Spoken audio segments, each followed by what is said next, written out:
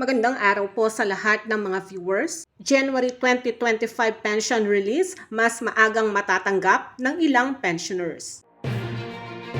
Bago po tayo magsisimula, ang channel na Pro Information Hub ay nagbabahagi lamang ng mga legit at may basehan na balita. Ang January 2025 pension ng mga first batch pensioners ay matatanggap nila ng mas maaga sa inaasahang regular releasing date na January 1, 2025. Matatanggap nila ito sa December 27, araw ng Biyernes.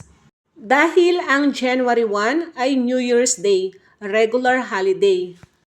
At ang December 31, Tuesday, ay special non-working holiday. At ang December 30 naman, Monday, ay Rizal Day. Ang December 29 at 28 ay pumatak sa araw ng Sunday at Saturday. Kaya sa December 27, araw ng Biyernes, makukuha ng mga first batch pensioners ang kanilang 2025 January pension. Samantala, ang mga second batch pensioners naman, makukuha ang kanilang 2025 January pension sa regular releasing date na January 16, 2025. Ito ay base sa inilabas ng SSS na ang mga second batch pensioners na may date of contingency na 16 hanggang sa katapusan ng buwan.